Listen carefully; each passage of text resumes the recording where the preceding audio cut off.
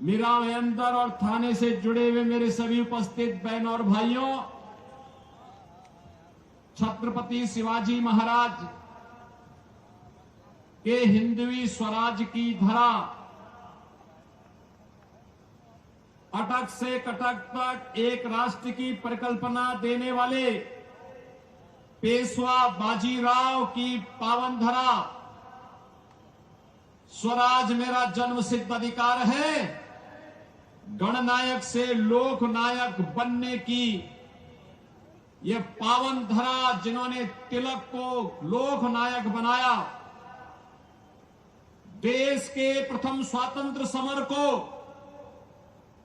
1857 के प्रथम स्वातंत्र समर को देश का आजादी का स्वतंत्रता समर बनाने वाले वीर सावरकर और एक विधान के माध्यम से सब समान की संकल्पना को साकार करने वाले डॉक्टर भीमराव, बाबा साहब भीमराव अंबेडकर की इस पावन धरा महाराष्ट्र की धरा को नमन करते हुए मैं आप सबका हृदय से अभिनंदन करता हूं। बहनों और भाइयों, मैं कल भी महाराष्ट्र में चुनाव प्रचार में था।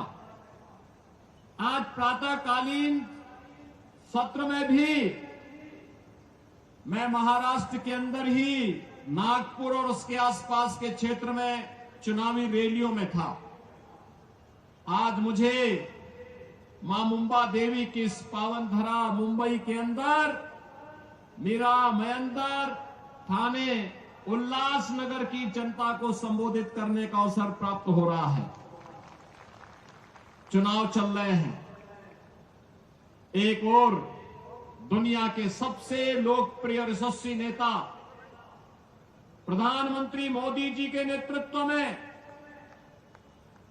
भारतीय जनता पार्टी महायुति गठबंधन इस चुनावी समर में महाराष्ट्र के अंदर आप सबके सामने है। और दूसरी ओर जिनकी न नीति है, न राष्ट्र के प्रति कोई अच्छी नीयत है, न नैतिक बल ही रह गया है, ऐसा अनैतिक अनाड़ी गठबंधन के रूप में महाअघाड़ी भी आपके बीच में इस चुनावी समर में है। बहनों और भाइयों,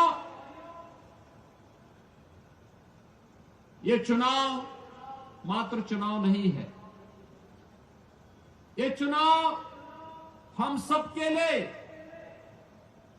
इस राष्ट्र की अस्मिता और अस्तित्व को वैश्विक मंच पर पुनर्स्थापित करने के प्रधानमंत्री मोदी जी के अभियान के साथ हम सबके सहयोग की सहमति भी है। और इसीलिए मैं महाराष्ट्र की जनता जनार्दन से अपील करने के लिए आया हूं। हमने बदलते हुए भारत को देखा है पिछले 10 वर्ष के अंदर। प्रधानमंत्री मोदी जी के नेतृत्व में ये बदलता हुआ भारत जो अपने देश की सीमा की सुरक्षा करना जानता है। याद करिए 2014 के पहले के भारत में क्या होता था। 2014 के पहले के भारत में पाकिस्तान घुसपैठ करता था, आतंकी वारदात को अंजाम देता था, आवाज उठती थी। कांग्रेस नेतृत्व की सरकार कहती थी कि बोलिए मत, पाकिस्तान से संबंध खराब हो जाएंगे। 2014 का भारत आज वह किसी को छेड़ता नहीं, कोई छेड़ता है तो छोड़ता भी नहीं। आज तो भारत की सीमा सुरक्षित है, दुश्मन घुसपैठ नहीं कर पाता है, आतंकी वारदात को अंजाम नहीं दे पाता है, बल्कि एक और भारत अपने 80 करोड़ लोगों को फ्री में राशन की सुविधा का लाभ दे रहा है और दूसरी तरफ पाकिस्तान 23 करोड़ की मात्र आबादी वहां वह भी भूखों से मरने के लिए तड़प रही है। बहनों और भाइयों, देश के अंदर आज सुरक्षा का वातावरण है। आतंकवाद की जड़ कश्मीर की धारा 370 समाप्त हुई। कांग्रेस अभी फड़क रही है कि इसको फिर से लागू किया जाए, लेकिन प्रधानमंत्री मोदी जी ने कह दिया है कि कांग्रेस की 4 पुस्त भी कश्मीर में धारा 370 को फिर से लागू नहीं कर सकती।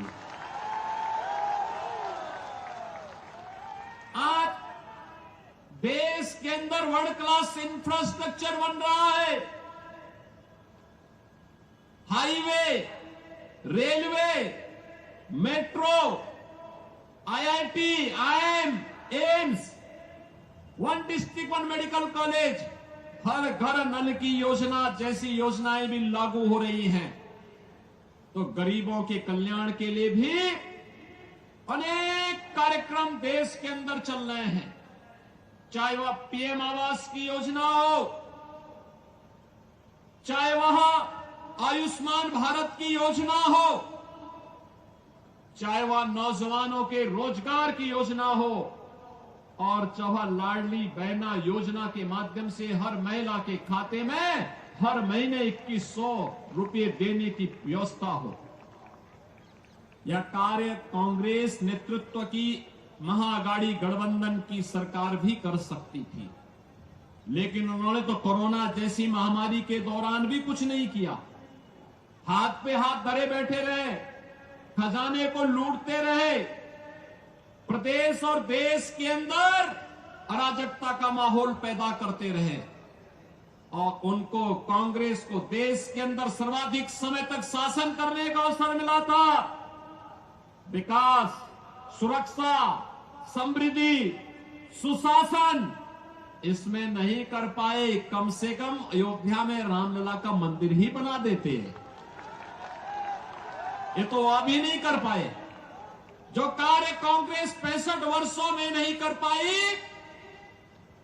भारतीय जनता पार्टी की डबल इंजन की सरकार ने मोदी जी के नेतृत्व में मात्र 2 वर्ष के अंदर उत्तर प्रदेश के अंदर भगवान राम के मंदिर का निर्माण का कार्य कराते हुए भगवान राम को फिर से अयोध्या धाम में विराजमान कर दिया। बहनों और भाइयों, मैं पूछना चाहता हूं, कांग्रेस को अगर आपकी चिंता होती, आपकी आस्था की चिंता होती, अयोध्या में राम मंदिर का निर्माण ये भी करते। 500 वर्षों की समस्या का समाधान 1947 में हो गया होता, लेकिन कांग्रेस के एजेंडे में आप कभी नहीं थे, कभी नहीं थे। कांग्रेस के एजेंडे में गरीब कभी नहीं था, नौजवान कभी नहीं था, महिलाएं कभी नहीं थी। ये तो जाति के नाम पे बांटते हैं, क्षेत्र के नाम पे बांटते हैं, भाषा के नाम पर बांटते हैं, मत और मजहब के आधार पर देश को बांटने वाले लोग हैं। इन्होंने देश को पहले बांटा, फिर समाज को बांटा, फिर आतंकवाद को देश के अंदर कई धारा 370 के नाम पर पनपाने का काम किया, कहीं नक्सलवाद को पैदा किया, कहीं पे अराजकता को पैदा किया, और अब फिर वही बांटने की राजनीति। बहनों और भाइयों, मैं बार बार एक बात कहता हूं, इस देश का इतिहास गवाह है, बंटे थे तो कटे थे, बंटे थे तो बटेंगे तो कटेंगे, और एक रहेंगे तो सेफ रहेंगे, एक रहेंगे सेफ रहेंगे। और यही आह्वान करने के लिए आया हूं, बंटना नहीं है, बंटना नहीं है, बटेंगे तो कटेंगे। और इसलिए एक रह करके महायुति गठबंधन के नेतृत्व में भाजपा या शिवसेना या एनसीपी के जो भी उम्मीदवार प्रधानमंत्री मोदी जी के नेतृत्व में महाराष्ट्र के अंदर इस चुनावी समर में हैं, उन्हें विजयी बना करके भेजना है, और महायुति की भाजपा नेतृत्व और शिवसेना एनसीपी की सरकार महाराष्ट्र के अंदर फिर से बना के लेके आना है। सहमत हैं? सभी लोग सहमत हैं? मैं उल्लासनगर के बहनों और भाइयों से भी कहना चाहूंगा कि उल्लासनगर में मुझे आना था, लेकिन नागपुर और उसके आसपास के क्षेत्रों में इतनी सभाएं थी कि मैं समय से नहीं पहुंच पाया, और मैं उनसे भी अपील करूंगा, यह समय देश को एकजुट करने का है। यह समय एक भारत श्रेष्ठ भारत की परिकल्पना को प्रधानमंत्री मोदी जी के नेतृत्व में आगे बढ़ाने का है। यह समय भारत को, विकसित भारत की परिकल्पना को साकार करने का है, और यह कार्य केवल और केवल भारतीय जनता पार्टी, शिवसेना, एनसीपी नेतृत्व की महायुति गठबंधन ही कर सकता है। आपको यह खबर कैसी लगी हमें कमेंट्स में ज़रूर बताएं। वीडियो अच्छी लगी हो तो लाइक ज़रूर करें।